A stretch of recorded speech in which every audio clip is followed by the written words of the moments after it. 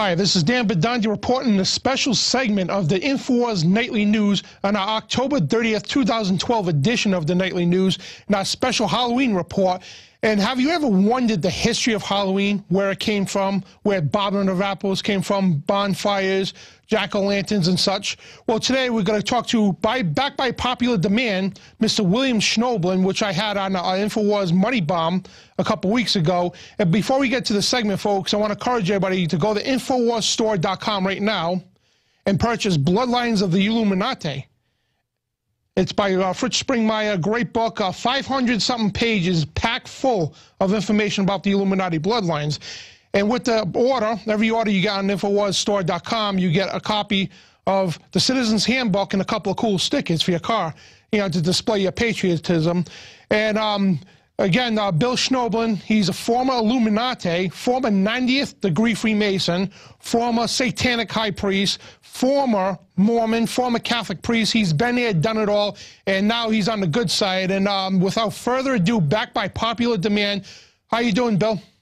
It's great to be here. Absolutely. Awesome. It's a pleasure to have you back. And now Halloween, a lot of people, you know, in public, they go out and celebrate, dress as kids and go, you know, ghouls and goblins and all this stuff, but not knowing where does Halloween really come from? What's the origins of it? What is a occult connection with this? And a lot of people are misinformed what Halloween really is. And I think if they knew exactly what Halloween was, they wouldn't be celebrating the satanic holiday. Well, yes, that's very true. And you go all the way back really to the dawn of history, and you'll find that in the cultures around Bible lands and the cultures of pagan Europe, the pagan British Isles, this night was considered part of a pageant of festivals that were, you know, of course, pagan in origin. They were satanic in origin. They were basically, you know, ways of celebrating the change of seasons. And of course, in the Northern Hemisphere, this is when the nights started getting longer and the weather started getting colder. And it was believed that on this night, or Halloween night, that the god of the dead was going to die and then be reborn later. And of course, he was reborn on the next feast, which would have been Yule, which is December 23rd, 24th, somewhere in there. And so this time that he was dying was a time of great fear in these people, and so the way they dealt with that is by human sacrifice. They felt that if they could shed enough blood, especially the blood of children, that they could somehow let this passing of their God be a propitious one. You know, and of course, this is all really evil, but we see it even in the Bible, the idea of Molech, the idea of Chemosh, the god of the Moabites. All these different cultures all celebrated this festival by child sacrifice, by throwing babies into a flaming idol or something equally awful. And this is the origins of Halloween. And the problem is that even to this day, it is still a high satanic holiday. It's still a high witch holiday. And that means if you're celebrating it, you're celebrating, you know, basically what some Satanists believe is the devil's birthday. Now, I don't know about you, but I don't want to do anything to celebrate about the devil. Exactly. And the real name, I think, was called Samhain. Is that the correct pronunciation? Yeah, in the Celtic British Isles, yeah, Samhain. It's spelled S-A-M-H-A-I-N, but we say it as Samhain. And yeah, that's the ancient ancestor. And of course, excuse me, at some time, you know, in the early Christian era, the Catholic Church decided to try and sort of baptize Halloween and Samhain, and they called it All Hallows Eve. They associated it with All Saints Day and All Souls Day, which is November 1st on the liturgical calendar. And this is their way of putting a so-called Christian stamp on something that's evil.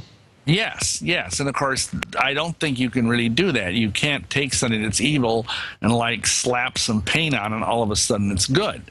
You know, and the trouble is that in many cultures, I mean, this is kind of a universal thing. Like many people might know that in the Latino countries, they have the Day of the Dead on this day when people, you know, run around dressed up as skeletons and all of that. And it's very similar to Halloween. They just call it by a different name.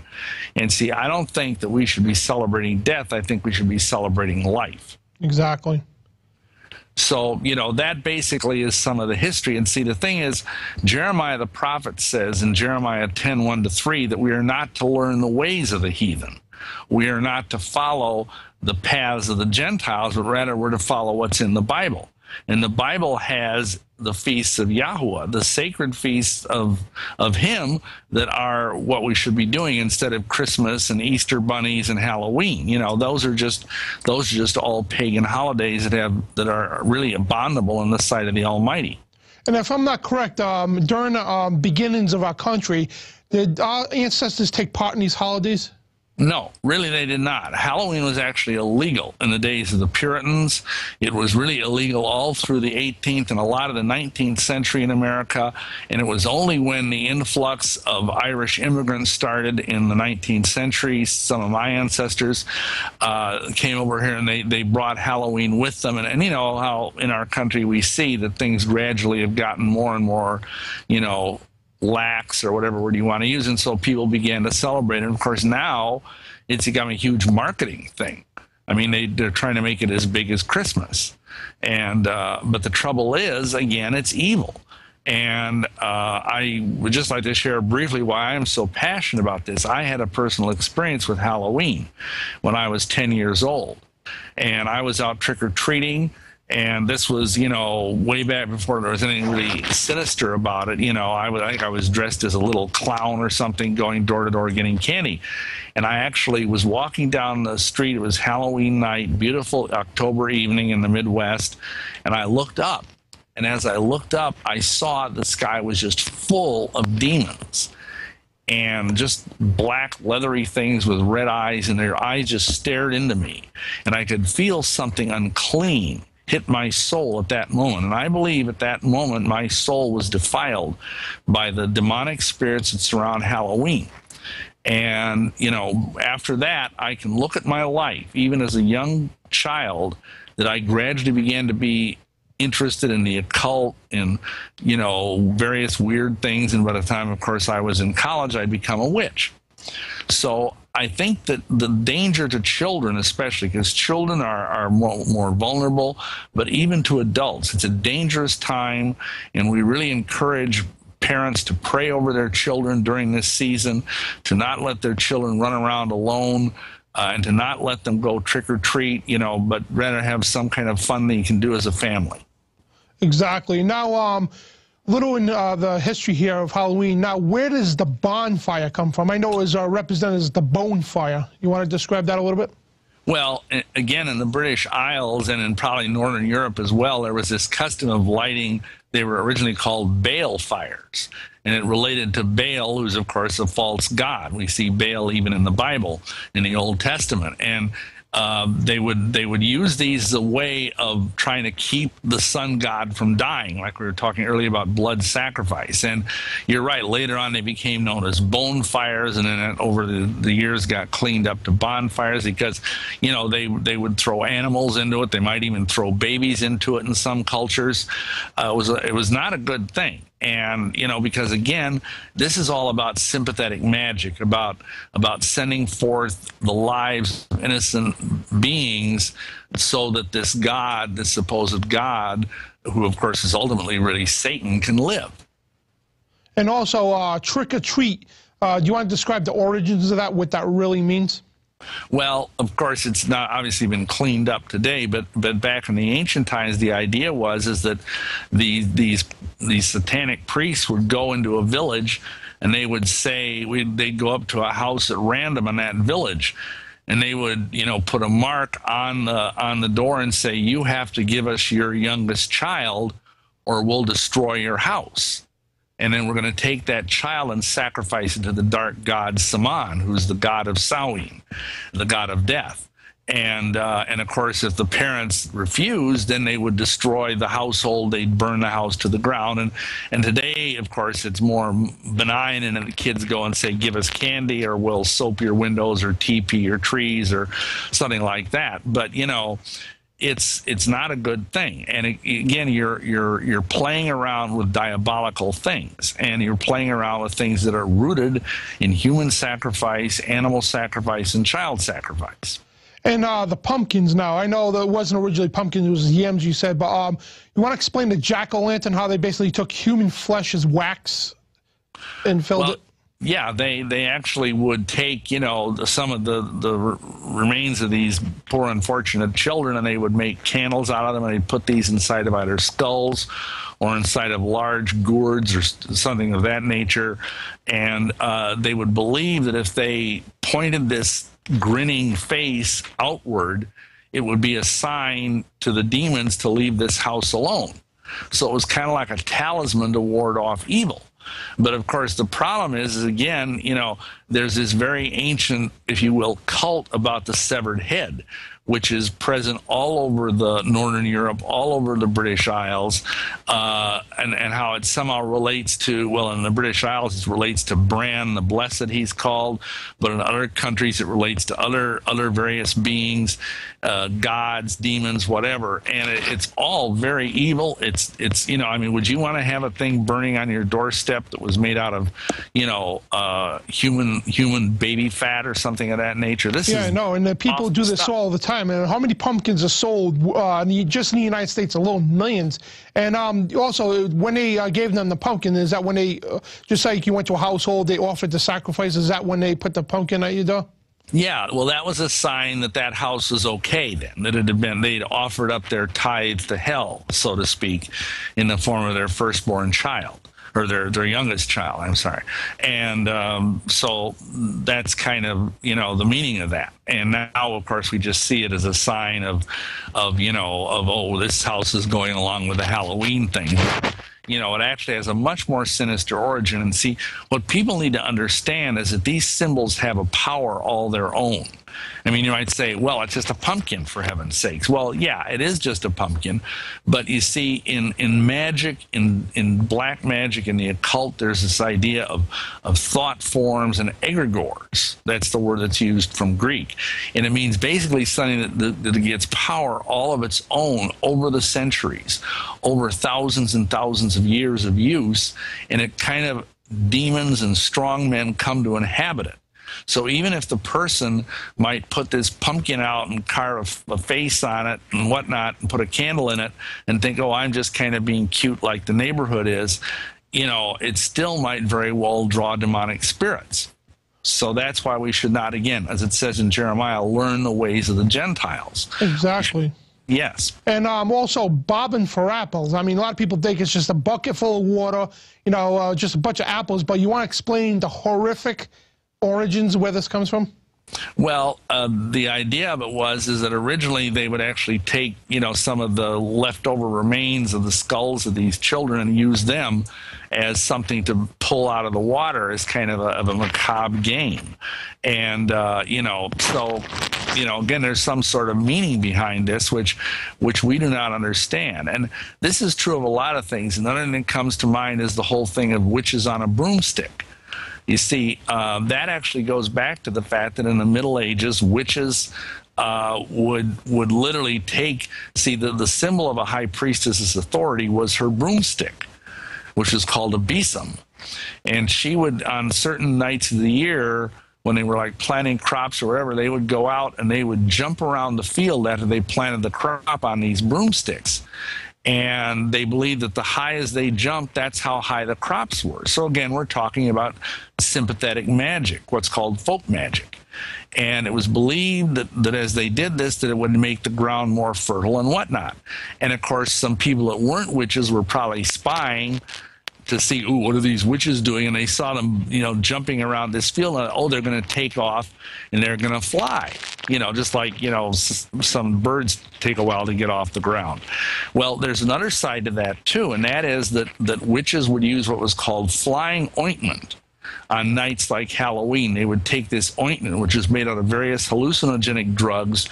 They'd rub it on their bodies, all over their bodies, and the ointment was supposedly to protect them from evil, but what would happen instead is that it would give them a trip, so to speak, like we would take acid nowadays. Well, these were like primitive hallucinogens, like belladonna, like aconite and some other herbs that are hallucinogenic, but they're also poisonous.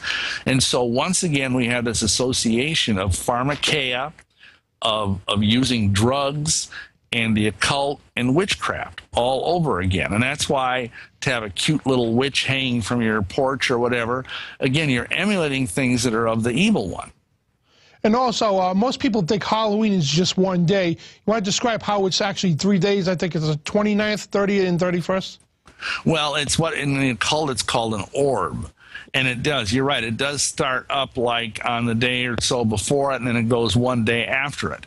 And that's why, like, again, you see in the Roman Church, you have November 1st, which is, of course, the day after Halloween, is called All Saints' Day, and November 2nd is called All Souls' Day in their calendar, and that's because they're just trying to kind of piggyback on this ancient pagan feast that had already been around for probably thousands of years. So, yeah, it actually starts a couple days earlier. And also, finally, you want to give a message to all Christians, especially pastors out there. Now, I've been to a lot of churches, and they say, oh, come to Halloween, we're going to have a party, come dress as an angel or biblical character. And you want to give a good, strong message to these pastors, and also anybody that's a Christian at that, about not celebrating this thing at all. Take no part in this. Yeah, I would really strongly recommend that. I mean, you can do something on another night, but you don't want to really honor this night, because it is the night when darkness, if I were a pastor, I would have people pray and fast on that night, because believe me, the witches and the Satanists are praying and fasting before that to prepare to create all this cone of power, all this energy that's supposed to be raised on that night, because they believe that this is the night that the doorways are open between the realms of the dead and the realms of the living, and that spirits walk the earth. And so, you know, you don't want that kind of energy going around in your community. And so if believers would take the time to pray and fast in and around Halloween for their children, for the protection of the children and the families and the churches and the community, that would be a much better way to use the time than to have a party where little kids get to dress up like angels. Absolutely. And when you explain how they're fasting and praying, you know, the Satanists, is that with the origins of Hell Night? Because I believe Hell Night's the night before. Is that correct? Yeah, I think in some cities they even have really bizarre things that are done on the night before, and it's called Hell Night. But you know, the point is, whatever the culture is, there's still these people that are very, very dedicated. They're like dark saints, if you will, and they will fast and pray to their gods for the destruction of the innocence of the youth, for the destruction of the morality of our young people. And we need to be just as diligent in getting on our knees and praying and fasting that our young people would stay pure, that our young people would not be defiled by the occult, and all these things. Big, big challenge for us, and we need to rise to the challenge. All right, great. And I'm going to shift gears a little bit here. I know you wanted to talk about Mitt Romney during our interview during the Money Bomb, but due to overwhelming phone calls, we had to take the calls and all that. But now, you want to describe what you were going to tell me about Mitt Romney, is you do with the Mormonism and everything. And you, by all people, you used to be a ex-Mormon. So if you want to give a little description of what's going on with Mitt Romney. Well, the problem is, and I mean, I realize that either with Obama or with Mitt Romney, it's like, which devil do you choose? And the problem with Mitt Romney is he is a high priest in the Mormon church. He comes from a very old Mormon family, I think 5 generations of Mormons. And, you know, he's very much connected. He's been to the temple. He's gone through secret Luciferian ceremonies, and he's sworn blood oaths that in his mind would be more important than any oath he might take as president of the United States to defend the Constitution. And to see, the Mormon church has a weird eschatology, a weird view of the end times. They believe that one day, they call it one mighty and strong, quote unquote, will rise and will save the Constitution of the United States. And among Mormons for many years, back when I was a Mormon, which was in the early 80s, they were talking about this, that one day we will have a Mormon become president. This is what they were shooting for, even way back in the 70s and 80s. And when that happens, then we will make him the prophet, and he will become a benevolent dictator over America. and the Constitution will be done away with, and we'll bring in what's called the United Order. And if you look that up, on Google or whatever, as what the Mormon Church teaches, the United Order is a communist society where everybody owns everything in common, kind of like a commune or a kibbutz, except on a national level. And this ain't good, because it means that the Mormon Church would basically be running the country. And people say, oh, well, that's just science fiction. Well, not entirely. This is what they believe. And of course, a lot of what Mormons believe sounds like science fiction. They believe they can become gods. I mean, Mitt Romney thinks that he one day will become a god, and his wife will be a goddess, and they will reign over many planets and have many, many spirit babies, millions of spirit babies. This is Mormon doctrine. I used to believe this stuff. And the problem is there's a dark side to Mormonism.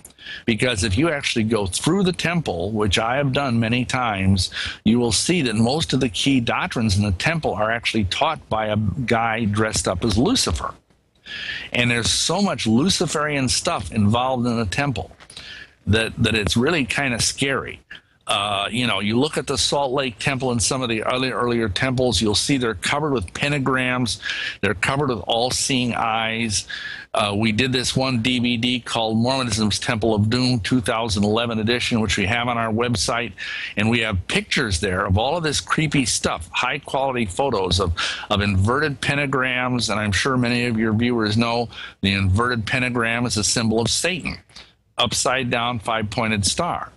And this is not good. This is the energy that's behind Mitt Romney. As nice as he appears, and I'm not saying he himself is like a devil worshiper or something. He may be, he may not be. That's between him and his God.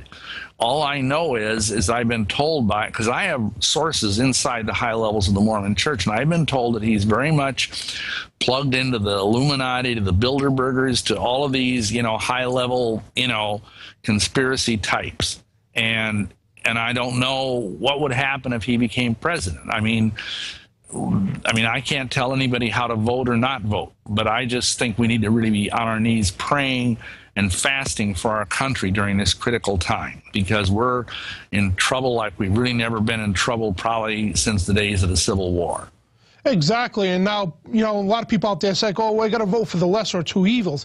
But they don't understand. I mean, I have friends and family that didn't even know people like Gary Johnson and other candidates are actually on the ballot, because what the mainstream media does during their debates is only Romney and Obama. And Romney and Obama, I don't think there's any difference between the two. I mean, these people are warmongers. They support unconstitutional laws like NDA 2012, the Patriot Act, HR 647, and so on, and war with Iran. And what do you see coming out of this election here? Well, of course, I don't claim to be a prophet, but, I'm not sure. Some people have said, well, there's going to be some kind of maybe Israel will bomb, Iran right before the election, or maybe some big financial thing will happen before the election, and, to kind of bump Obama up in the polls. Because, usually if there's a crisis, people go with the incumbent. The October surprise thing, I don't really know. I mean, to me, I just offer this up to Yah'Shua, to the head of the universe, and say, you've got to straighten this country out. Obama can't do it. Romney can't do it. Only going back to the Bible can do it. Exactly. And we're in big trouble. And we found out a week ago that Romney's family, his son Tag and his brother Scott, purchased, I forget the name of the company that makes the voting machines. They purchased all the, the voting machine companies, and having a big problem up in Ohio, I guess. Under court order, they're supposed to have early voting, but they're not actually doing it and they're claiming that in Democratic areas, the voting machines ain't working. Huh. It's just a bunch of scandal going on. But you can see equally on both sides how they're trying to throw this election. Oh, well, yeah. I mean, that's the trouble. At the highest levels, this government is run by the Illuminati. I mean, I think your listeners probably understand that, because when I was in this organization years and years ago, I was told that when a new guy is elected president, whether it's Obama or whoever, that he walks into the Oval Office for the first time and there's a guy standing there who's one of the 9 unknown men. And he basically sits him down and says, this is the way it's going to be. You're going to do this, and you're going to do this, and you're going to do this. And if you don't do this, look what we did in Nixon. Look what we did to Kennedy. We can do it to you too. And so, you know, it's like it really doesn't matter, because there's a puppet master behind the scenes that is running the show, whoever happens to have the title of president. Exactly, and a lot of people out there are already aware that, you know, the presidents are puppets. But, you know, like you said, where they get their marching orders from is the hierarchy of the world's elite, which is the Illuminati. And lastly, do you want to explain basically how the Illuminati, how they're funded, and how they actually affect all the countries, like the presidents, the kings, the queens, and so on? Well, of course, it's traditional that in every, you know, generation, if you will, of the Illuminati, there's a Rothschild involved, and of course the huge banking dynasties, all of those banking concerns, starting with the Rothschilds. I mean, they've been creating money out of thin air, like as long as, at least since the days of the Federal Reserve being started. They just, you know, make funny money all the time, and they fund it that way. They fund it through drugs. They fund it through war machines. They, you know, that's why every time there's a war, I mean, guess who's making all the profits? You know, it doesn't matter what countries are fighting. The profits are being made by the Illuminati, and it's drugs. But ultimately, you know, these people feed on power. That's the thing people need to understand. And when you join an organization like the Freemasons or the Mormon Church or any other false religious system, Jehovah's Witnesses, whatever, you're funneling spiritual power, occult power, if you will, the power of your own soul, your nefesh in Hebrew, into the devil's battery, if you will. And that's how you know, and of course, like I mentioned at the beginning of the show, you also have blood sacrifices are used to raise power. All kinds of things are done. But people need to realize that if they aren't in the army of Yah'Shua, they're, without knowing it, in the army of Satan and in the army of Illuminati, except maybe they're just down at the bottom and they're cannon fodder. That's what Freemasons are. The typical Freemason is just cannon fodder for the devil. That's all they are. And they don't even know it, most of them. Exactly. And you want to explain basically in the early part of this country how, you know, George Washington in his farewell address warned us don't get involved with political parties, and how basically the Freemasons and the Illuminati created the Republican Democratic Party to divide people to the right and the left, which also ties into occultism. Now, in the occult, you ever see that movie Pan's Haunted Labyrinth? Now, the kids had a choice. You take the red door, which was the red, you know, the right door, and the left door was blue. And this relates into politics. You got the red, you know, represents the right side, and the blue is the left side, and this is the occult as well. Do you want to give your take on basically how the Freemasons planted the Democratic and Republican Party here in the United States? Well, yeah, because that's kind of Masonic doctrine. If you look at the Masonic temple, they talk about how you have this black and white checkered pavement on the floor of the temple, and that represents this dichotomy, this false dichotomy, like you say, between left and right, between, you know, Zionism versus fascism, between, you know, capitalism and communism. That's how they work, or between left and right, between Democrat and Republican. All of these different things, they're all just a shadow play. And the reality of it is that both sides are being run by the same guy. But of course, you see, the word devil comes from the Greek word diabolos. And diabolos means to divide. That's the root of that word. And that's what the devil wants to do. He wants to divide us. And of course, we've seen our country right now become more divided than it ever has been, again, probably since the Civil War, between, you know, the rich and the poor, between the conservatives and the liberals, or whatever. And that's what the devil wants, because he knows, you know, the cliche, divided we fall, united we stand. And we need to get together under Yah'Shua, under the supreme, you know, deity of the universe, and join under him and under the Bible. Because if we don't get this nation back on biblical track, it's, you know, it's going to be toast. And it is. And I mean, look at Mitt Romney now. I think what he did was, you know, Paul Ryan, I think he's supposed to be a Catholic, whatever. But you notice how they always bring in a vice president that appeals to the public, like they wanted a woman in the White House. So, you know, 4 years ago, John McCain brought in Sarah Palin. Even though they didn't win whatever, but appeal to the American citizens. And he's doing the same thing because he knows, the Christian movement's big and the truth movement's big. So he's hijacking this by bringing in a young Paul Ryan that claims to be of God and all that, just to, go after the true conservatives and say, hey, you need to vote for me because we're going to turn this country around. Oh, sure. Yeah. And I mean, you see that a lot. And of course, that's just politics. And I'm not knocking Paul Ryan. For all I know, he might be a very, godly individual. But, I do know, of course, if he's a Catholic, there's some spiritual issues there, which, is another discussion. But even though I was born and raised Catholic, there's a lot of spiritual bondage in that religion nowadays. And perhaps that's something we can talk about another time with the Jesuits and all that. But, it is something where they're just deceiving us. They're giving us, really false hope. And instead of putting our hope in the Democrats and Republicans, we should be putting our hope in Yah'Shua and in his gospel and in his truth. Exactly. And just say Paul Ryan was legit. He was constitutional, was a good guy, whatever. But people don't understand, which they're trying to soak everybody's vote. But they don't understand. Paul Ryan has no say what goes on. It's Romney and the puppet masters that have a say. They just bring in vice presidents just appeal to the public to, just to grab their votes. Absolutely. It's like I said, it's a shadow play. And all we can do is pray that the light of heaven would shine and drive out the shadows, because that's what it's going to take. And that's why I'm saying we need to pray for. We've had some great revivals in this nation, starting with the Great Awakening, over 200 years ago.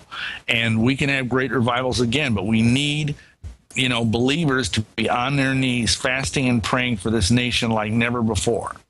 Exactly, Bill. And, we got two evil demons. I don't think ever through the history of our presidency elections have we had two monstrous demons going head to head for the title of presidency. I mean, these people are evil. I mean, like you got Obama so-called fulfilling the Muslim prophecy. Now you have Mitt Romney supposedly fulfilling the Mormon prophecy. I mean, you're seeing end-time stuff here. And yes. In your final take on, just both of these guys. Well, the fact of the matter is that Islam and Mormonism are two sides of the same coin. They both come from the same source, which is Satan. And, if you look at how both religions started, they both started with an angel appearing to somebody and giving them a fake scripture, whether it's the Quran in the case of Islam or whether it's the Book of Mormon in the case of Mormonism. And it's the same thing. They're just two sides of the same coin. One wants to create a socialist utopia with Islam rising. The other one wants to create a theocratic Mormon kingdom. And, either way, you're in trouble. So we need to pray for the Almighty to give us a third alternative, which is his reign. Exactly. And we see the end times coming for sure. But, Bill, once again, I want to thank you for your time. And you got 30 seconds in closing here. If you want to promote your website once again. Absolutely, yeah. Please check out our website. We've got a lot of materials on this topic. It's withoneaccord.org, withoneaccord.org. Thank you. Thank you, Bill, and God bless you, sir. You too. And that was William Schnoebelen from withoneaccord.org. Great books. I mean, I've been a fan for this guy for many years. He's got great documentaries on YouTube as well, exposing the Illuminati from within, and other documentaries you can see from the Prophecy Club and so on, because he goes all over the country and does seminars. But, folks, that will conclude our October 30th, 2012 edition of the InfoWars Nightly News. And don't forget, folks, InfoWarsShop.com, and purchase Bloodlines of the Illuminati by Fritz Springmeier. Great book. I mean, if you want to know about the bloodlines and everything else of the Illuminati. And once again, you get stickers, and these cool stickers for your car, and a nice pocket Constitution Citizen's Handbook. And, folks, once again, thank you for tuning into the special Halloween edition of the InfoWars Nightly News. Please fund us, folks. We need you basically to join Infowars.com's PrisonPlanet.tv subscription. And you get 5 extra passwords, folks, you can give to your friends. So it's 6 accounts into one. $5.95 a month, folks. That's all. And it funds the operation as you see here. And once again, this is Dan Padandi for the InfoWars Nightly News.